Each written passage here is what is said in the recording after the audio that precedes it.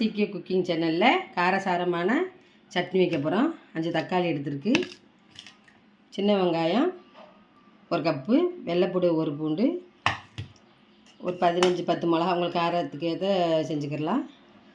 இது அவிச்சு நம்ம எடுத்துக்கிடுவோம். எண்ணெய் ஊற்றியாச்சு. இப்போ நம்ம சின்ன வெங்காயம் வெள்ளைப்பூடையும் எண்ணெயில் போட்டுருவோம்.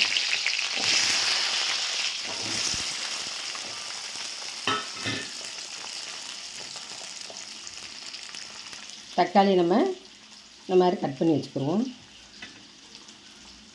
நல்லா ருசியாக இருக்கும். நம்ம இந்த மிளகாயை நம்ம இப்படி அவிச்சு எடுத்துக்கிட்டோம்னா நல்லா வாசமாக இருக்கும்.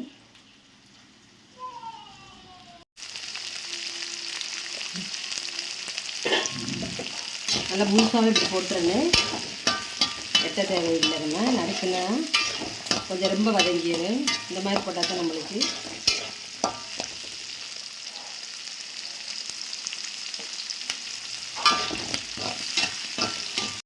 இப்போ நம்ம தக்காளியை இந்த மாதிரி கட் பண்ணி வச்சுருக்குறோம், போட்டுருவோம்.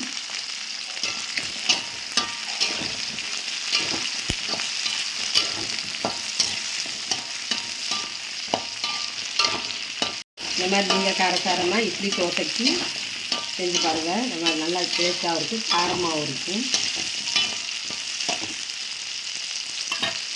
உப்பு தேவையான அளவு. இந்த மாதிரி முழுசாக போட்டால் தான் நம்மளுக்கு ரொம்ப வதங்காமல் இருக்குது. அதோட டேஸ்ட் நம்மளுக்கு இருக்கும். நல்லா வதங்கிடுச்சு. இப்போ இதை ஒரு கோப்பையை எடுத்து வச்சுக்கிறோம், ஆறட்டு. நம்ம சேனலில் இது டிஷ் செய்யாதது நீங்கள் செஞ்சு பாருங்கள். நம்ம இதை எடுத்து ஆற வச்சுக்கிடுவோம், மிக்ஸி ஜாரில் போட்டு ஆட்டுறதுக்கு.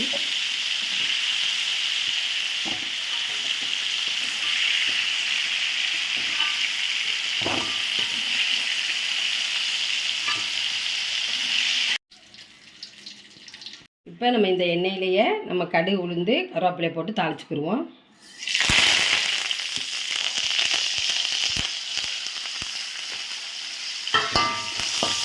தாளிச்சுக்கிட்டோம்னா நம்ம இப்போ மிக்ஸி ஆறவும் மிக்ஸி ஜாரில் போட்டு ஆட்டி இதை அதில் தாளிப்பை ஊற்றிடுவோம். சிம்பிளான வேலை தான், நீங்களும் செஞ்சு பாருங்கள். இது மாதிரி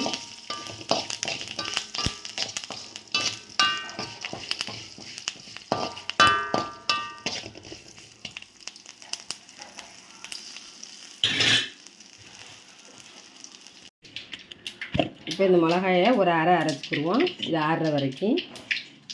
வெள்ளைப்பூடு வெங்காயம் தக்காளி ஆறுற வரைக்கும் ஆட்டியாச்சு. இப்போ நம்ம இதை போடுவோம். வெங்காயம் தக்காளியை ஆறிடுச்சு. நம்ம பாக்ஸில் எடுத்தாச்சு. இப்போ நம்ம தாளிச்சதை அதில் போட்டு கிளறிடுவோம்.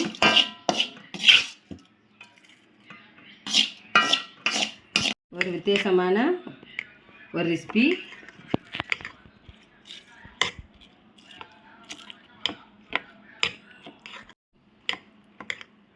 ஒரு வித்தியாசமாக இன்றைக்கி ஒரு ரெசிபி செஞ்சுருக்கோம். நீங்கள் ட்ரை பண்ணி பாருங்கள். இது மாதிரி ரொம்ப டேஸ்ட்டாக இருக்குது. லைக் பண்ணுங்கள், ஷேர் பண்ணுங்கள், கமெண்ட் பண்ணுங்கள். மறக்காமல் சப்ஸ்கிரைப் பண்ணாத சப்ஸ்கிரைப் பண்ணுங்கள். சீக்கிய குக்கிங் சேனல்.